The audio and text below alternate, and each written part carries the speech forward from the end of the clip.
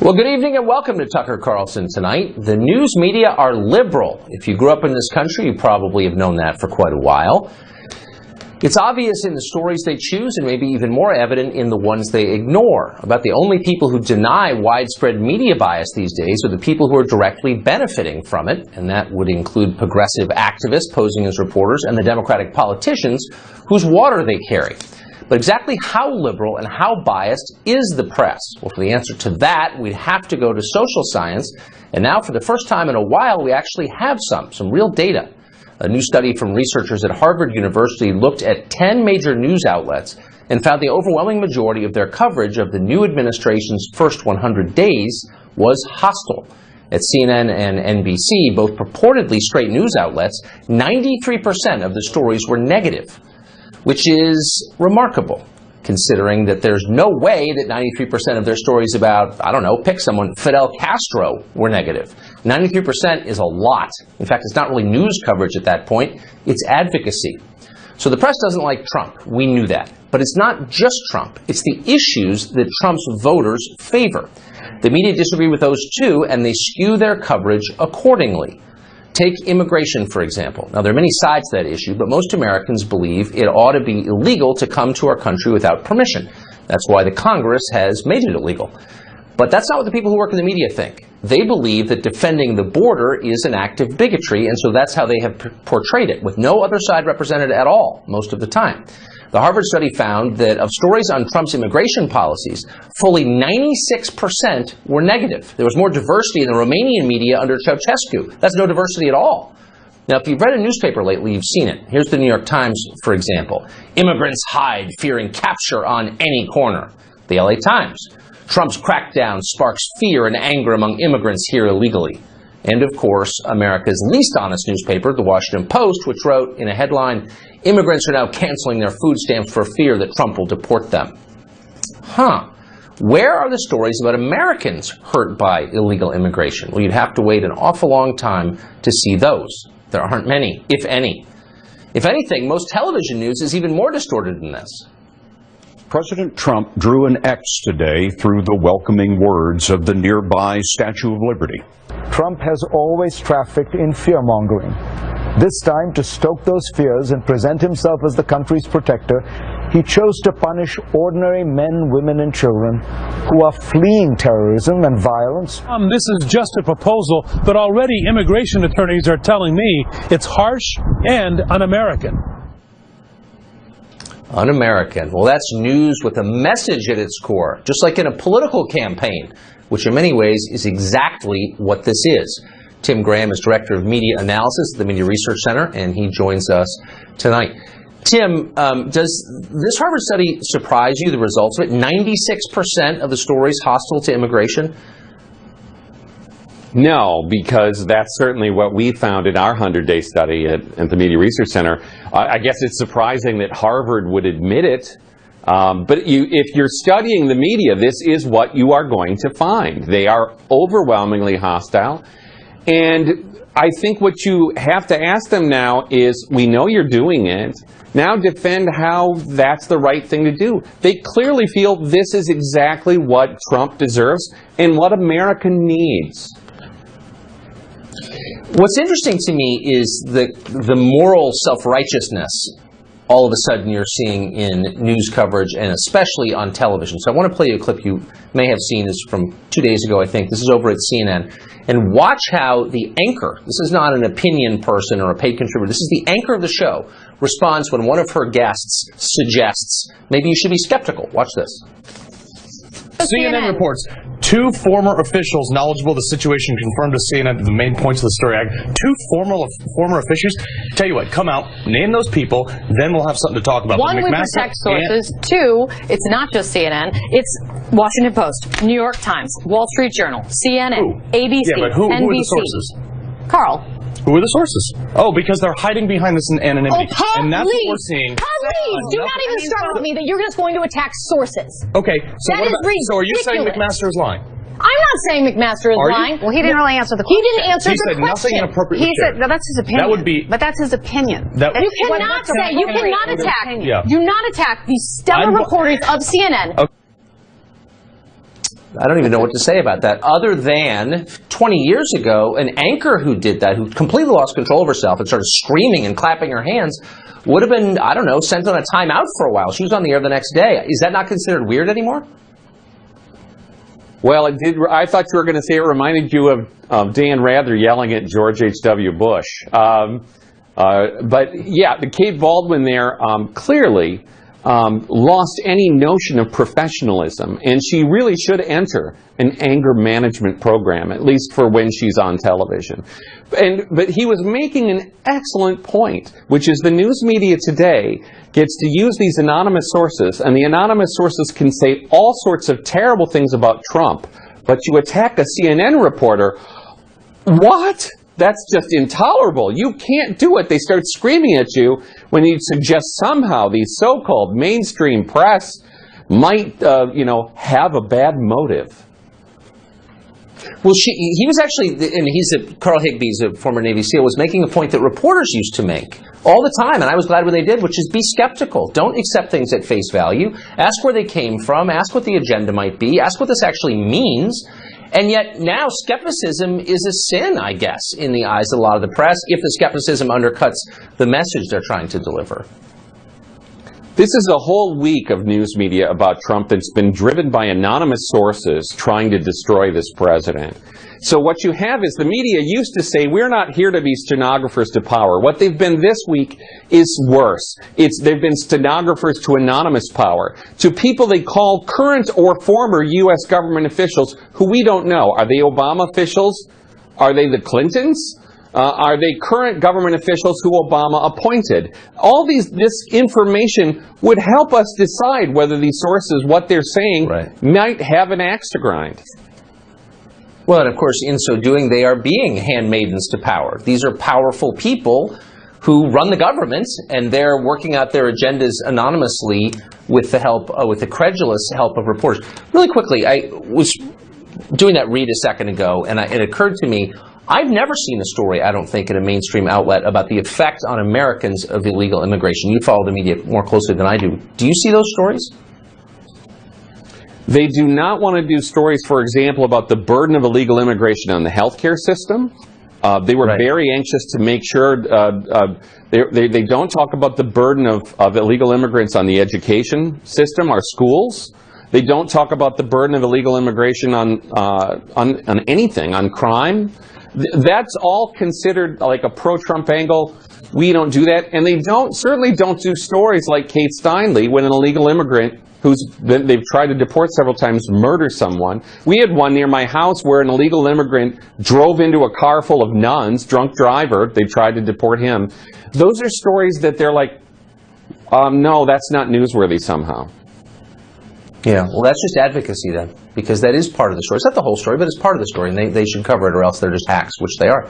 Tim, you know that better than most. Thank you. Thanks. Well, witch hunts are always a pretty good time if you're the mob. It's a diversion from the drudgery of real life, the rush of pure animal excitement that comes from torturing the helpless. But they're definitely less fun if you're the designated victim of the witch hunt. Congressman Dana Rohrabacher is now discovering this the hard way. Rohrabacher is a California Republican. He's represented the same Orange County district honorably for almost 30 years. In that time, nobody's ever accused him of not loving the United States.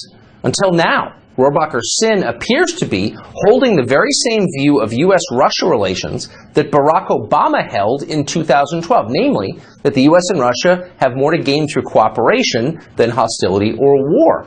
Well, in Washington right now, that's pretty much the same as violating a loyalty oath. This morning's New York Times reported that 5 years ago, Rohrabacher was warned by the FBI that Russian intelligence was trying to recruit him as an asset, as if that would be his fault. There was no suggestion of what Rohrabacher might have done as a secret Russian agent, much less any evidence at all he committed a crime or an immoral act, nor were there any names attached. The entire reputation-destroying piece was based on anonymous former officials. In other words, Obama-era bureaucrats who want to undermine the new administration with innuendo and are succeeding. And yet it worked. Rohrabacher's opponent in his upcoming election is already suggesting improper connections to Putin. According to the Times, Rohrabacher could lose his seat as a result of that. Mission accomplished, and more proof that McCarthyism still exists and it still works.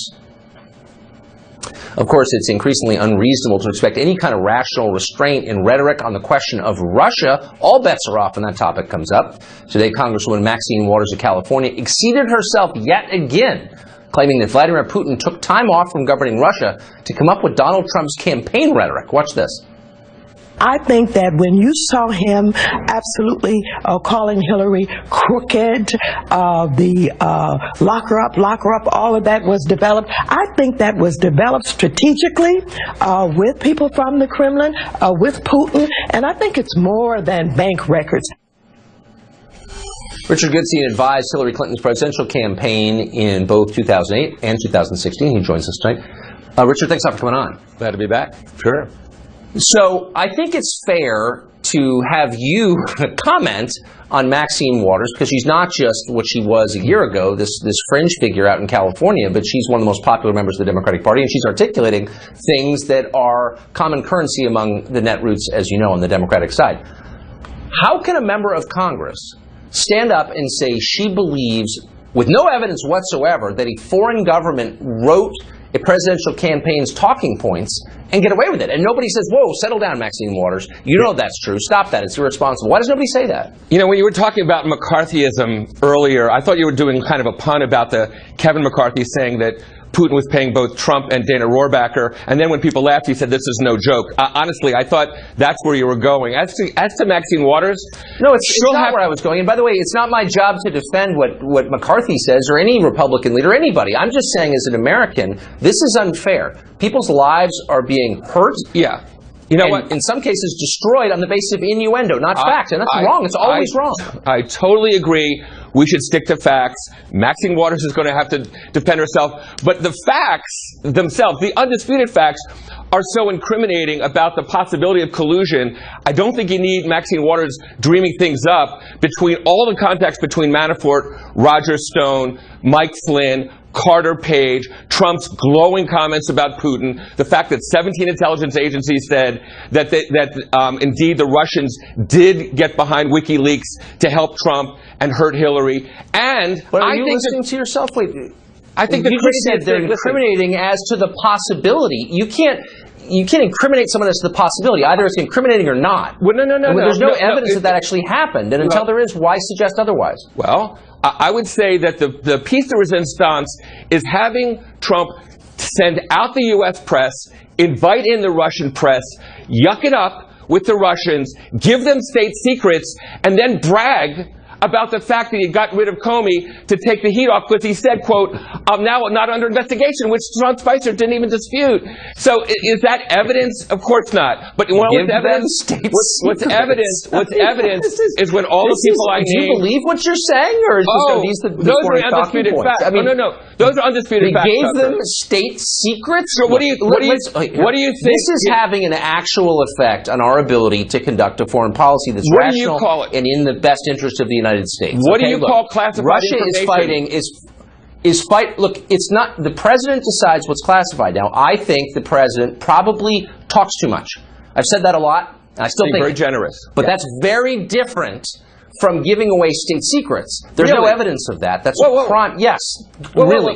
But here's the point. Here's the bigger point. This has an effect on our ability to conduct foreign policy that helps America. This is crazy. You know what's crazy? It's crazy for the President of the United States to send out the U.S. press, keep in the Russian press, and give... You may dispute my term state secrets. I bet you anybody out there in your audience... Your term is wrong. Well, when you're talking about classified information that reveals assets that are very hard to come by and that gives the Russians the ability to... State secret is whoever that Israeli is that's buried in ISIS in the town that Trump mentioned, that is a state secret. I don't care what you call it. I bet the Israelis call it that. I guarantee you that's exactly what they would call it. Said, okay, so he's betrayed Israel now. So Trump said there's an Israeli in this town giving us this information. How do you know that? I have not read that. Here's what we I don't know that that's true. Well, I don't believe it's true. I don't know why you would say something like that with no evidence. But maybe you're part of this whole echo chamber that just repeats innuendo, hoping it will become true. Look, this is bad. Because it's not fact-based. We don't know that. Well, I'll tell you what we do know. What we do know are the reports coming out that were undisputed. I'm not saying the White House has to dispute every cockamamie thing that gets reported. But this is pretty central. If they had a dispute, they would put it out there, and they're not disputing what was said. Even General McMaster did not dispute the essence of that. They talked about sources and methods. Of course he didn't go there. Okay. He said, we got this information out of ISIS. Can we rise above politics for 1 second here? So Russia is a major player geopolitically. It's got massive energy reserves. It's fighting a multi-front battle against Islamic extremism. We have a lot of common interest with Russia. Why is it, and Democrats are saying this out loud, immoral for the United States to conduct foreign policy with Russia? Yeah. Why is Russia a country that's just beyond the pale? It's like North Korea. You can't have a conversation with Russia even if it helps you. Is that what you're saying? Yeah. That seems to be what they're saying. I think Russia invaded and took over Crimea. Russia basically undermined the sanctity of the U.S. elections, right? And they taunt us about it. So we should deal with them? Of course. They're a big country that they need to be dealt with. But to dismiss the U.S. press, keep in the Russian press, yuck it up, and then give classified information. Let's just take this step by step. I mean, I'm trying to take what you're saying seriously. I'm almost about to give up on the show. No, don't give up. China invaded Tibet and still occupies it. Does that mean that we shouldn't be having bilateral negotiations with China? This is insane, and it's purely political. And nobody is saying actually that we shouldn't have bilateral negotiations. We shouldn't be giving China classified information. Incidentally, how many million times did Trump whine about what Hillary had on her email that nobody even accessed versus him handing and a silver platter to the Russians? It's not my job to defend his campaign comments, but WikiLeaks, according to the WikiLeaks dump, which no one disputes, the last administration gave information to Russia, to the Putin government, or the government that preceded Putin, but still controlled by Putin, on the nuclear capabilities of Great Britain. So I don't know. Was that treason? Was that in the same category? Trump is not being accused of anything like that at all. This is situational. You guys don't like Trump, and you're making this Russia thing into something that is. This is like insane, actually. No, it's not insane. See how irresponsible this is? I guarantee you, 6 months from now, whenever it is that we get the results of the Mueller investigation, or if we actually have testimony publicly from Manafort and his compatriots, and maybe Comey, I guarantee you will not say what I'm coming up with is Adam. What do you expect? What do you expect we'll find? I think we'll find that all the people I mentioned, Manafort, Page, Carter Page, etc., did indeed discuss, and that it was not an accident that the WikiLeaks Podesta emails. Hold on, that the Podesta emails were dropped 1 hour after the Access Hollywood tapes. What I think we'll find is somebody close to Trump said, "Go. Now, you got him? Go with it," which is why Roger Stone couldn't help but brag about the fact there was going to be Podesta's time in the stock. He just couldn't help himself. So somebody in the Trump orbit said, "Now." It's interesting. Let me ask you, Trump gets elected, and I thought, Democrats are going to think, how did we lose the middle class? How did we lose the upper Midwest? They used to vote for us, they no longer do. Maybe we should think about, the program we're offering. But no, we get right into Carter Page and Roger Stone and we're in full and you really Oliver Stone land. Well, perhaps. I think it's crazy. It's what I really think. Well, you know what's crazy? What's crazy is admitting all these contexts. Bye-bye, Tucker. Right. Thanks. Thank you, Richard. Chicago Mayor Rahm Emanuel is calling out his own party, telling Democrats they need to stop being elitist snobs and care more about helping the middle class. Up next, we'll talk to former presidential candidate Jim Webb, who was a senator from Virginia and a Democrat. Has his party gone astray? Plus, retired Harvard law professor Alan Dershowitz says President Trump will be the biggest winner from the appointment of Robert Mueller as special counsel. How's that going to work? He'll tell us just ahead.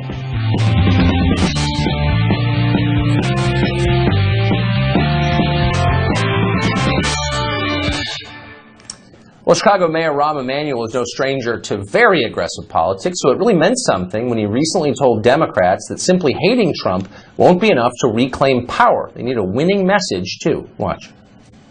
I think we don't talk about and fight for the middle class like we are. We believe we're for them. And I think there are certain things that we as a party wandered off from as it relates to being a party that fought for hardworking families. I think we come off and can come off as a party disdainful of them. Democrats, the party of the working man, the party of the New Deal, getting called out as unlikable snobs? We truly live in an odd world, and nobody knows it better than former Virginia Senator Jim Webb. He ran for the Democratic presidential nomination just last cycle, and he's repeatedly castigated Democrats for abandoning their historic base. Senator Webb joins us tonight. Senator, thanks a lot for coming on. How are you? Can you... I'm great, and I'm just thinking, I remember the day that you were nominated by Virginia Democrats, and you're fairly progressive on the economic questions, more conservative on the cultural questions, pro-Second Amendment. Can you imagine someone with those views getting the nomination in Virginia today?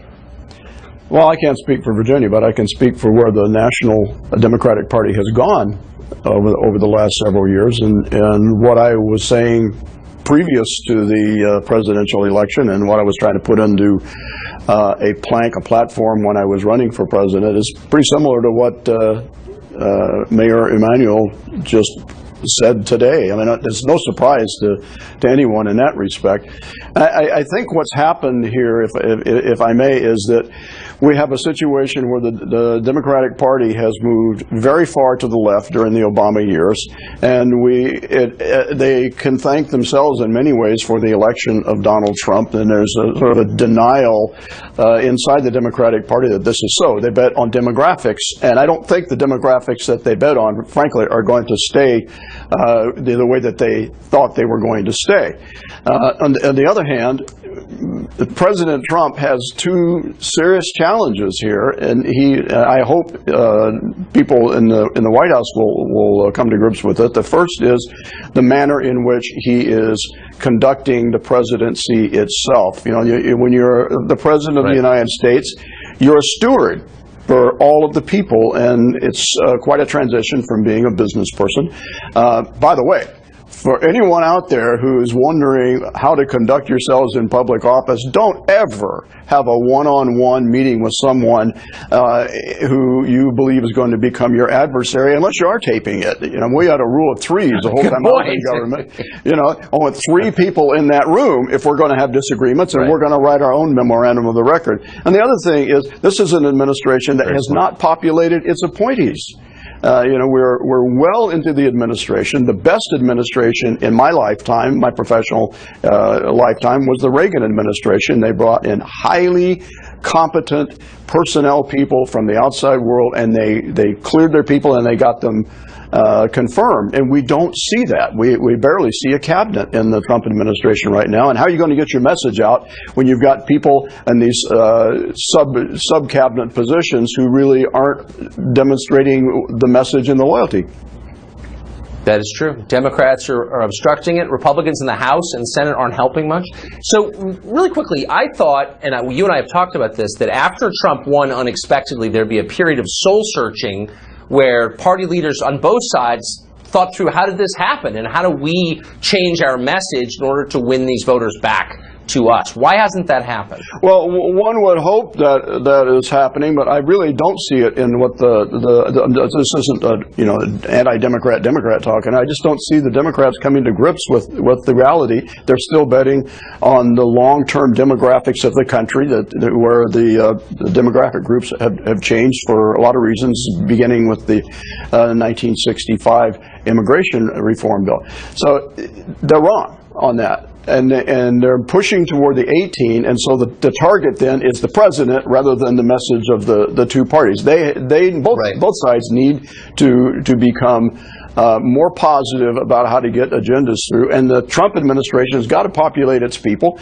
And with all due respect to the President of the United States, he really needs to tighten the way that he is communicating in his meetings and in these tweets.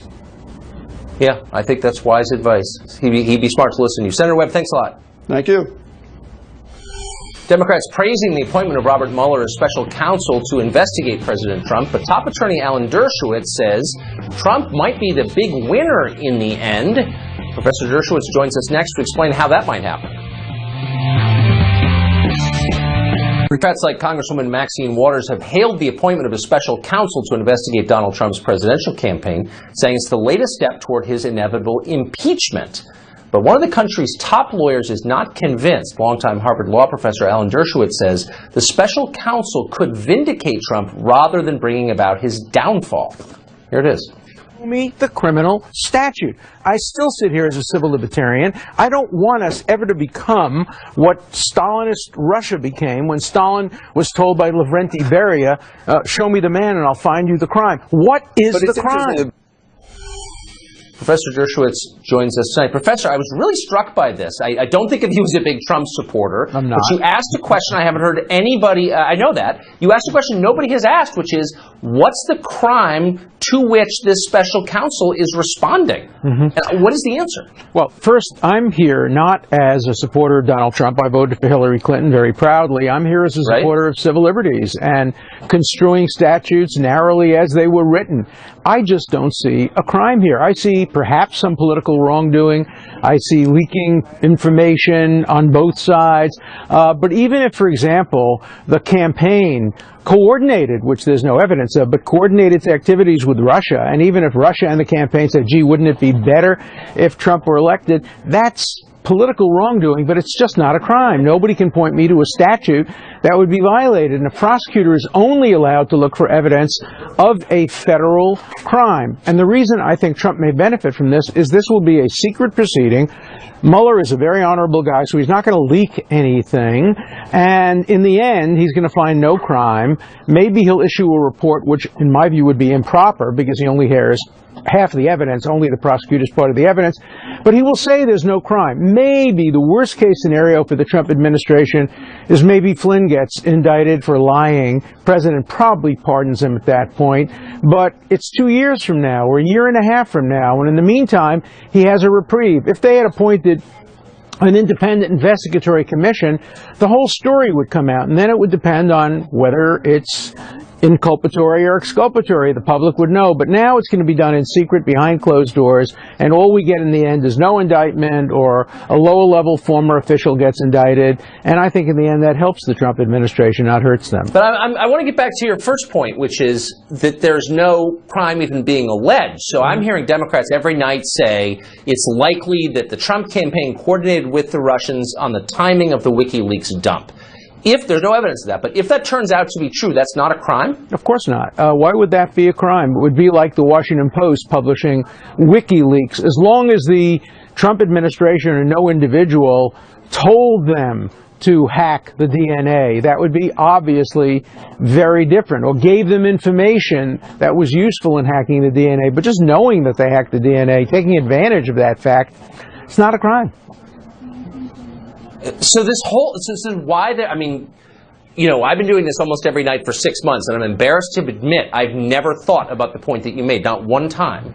And why is there then a special counsel impaneled here? There shouldn't be. Look at the letter. The letter says you should look into the Russian thing and anything that grows out of it. Nobody points to any kind of crime, and there can't be obstruction of justice for the president to fire Comey. That's his constitutional and statutory right to do that.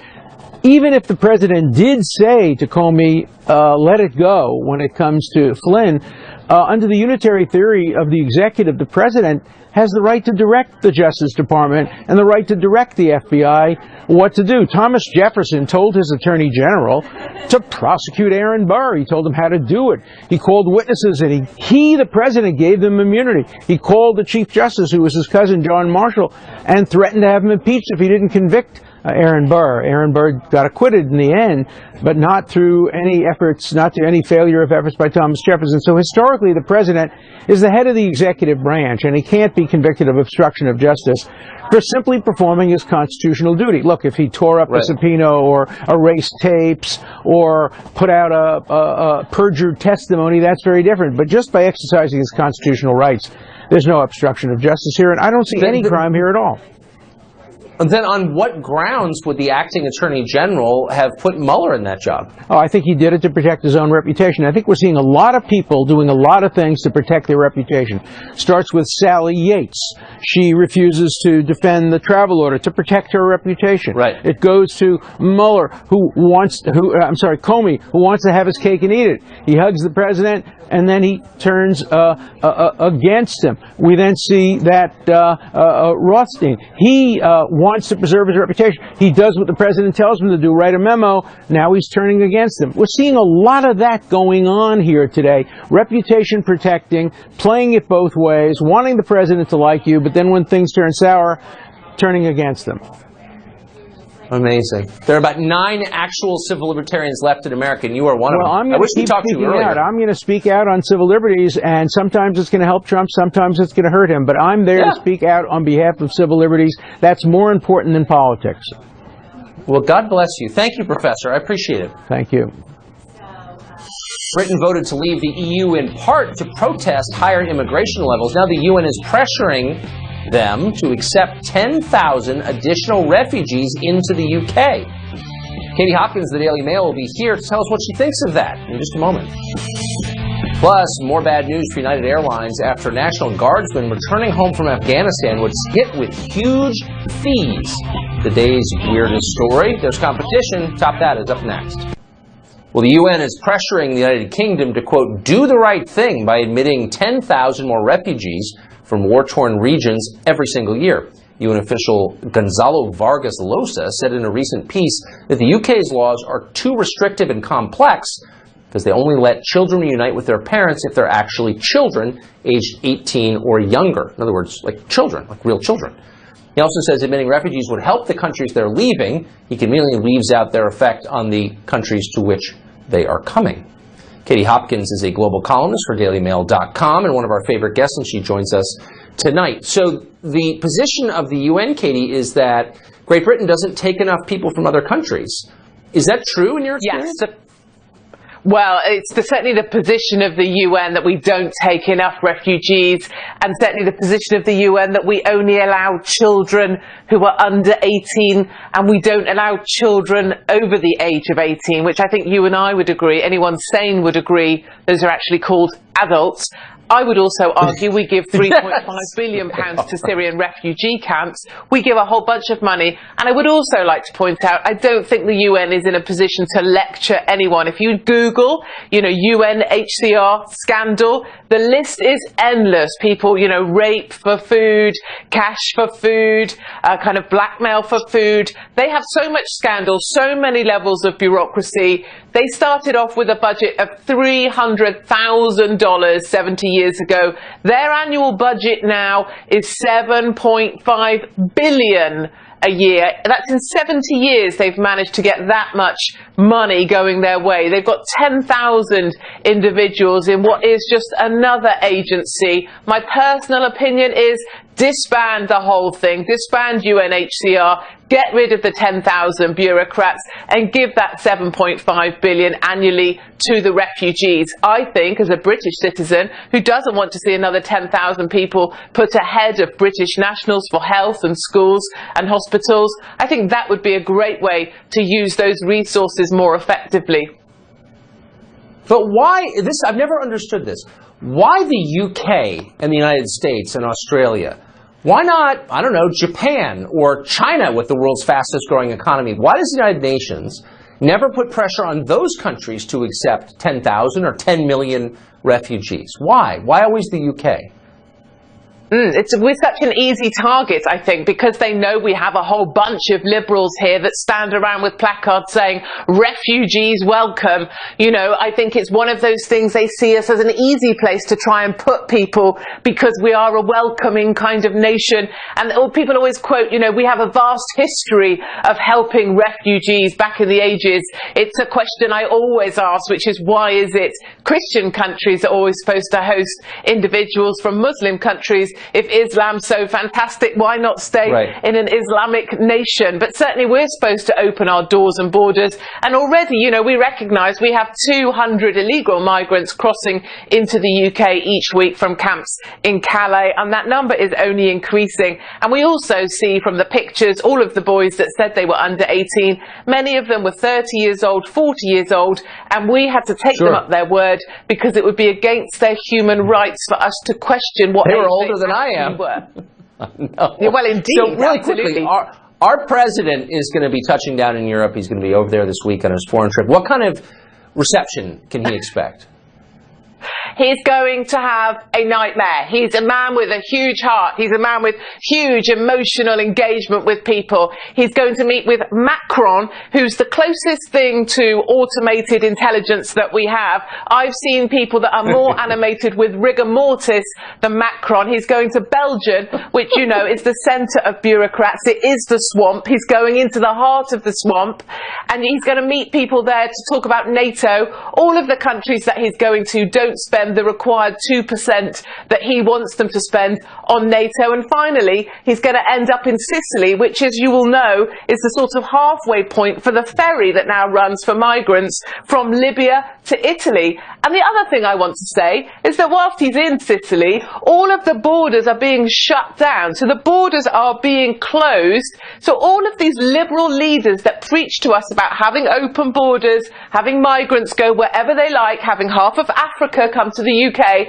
whilst the G7 are meeting, all borders are being shut for their safety. Yeah. And it makes you think, I think, about the hypocrisy that we have in Europe. Oh, and I'm really looking forward to Trump coming and blasting a hole through all of that. And he'll also meet the Pope, who said, any man who thinks about building walls and not bridges is not Christian. And of course, the Pope's the one that sat in the Vatican City, largely surrounded by walls, which were built to keep out the marauding Muslims back in 840. I'm glad someone remembers that. Katie, it's great to see you tonight. Thank you. Thank you, Tucker. Well, country star Toby Keith is going to the Kingdom of Saudi Arabia for a concert, and thanks to that, there's going to be almost no women there. Could that be the weirdest story of the week? We'll tell you in Top That.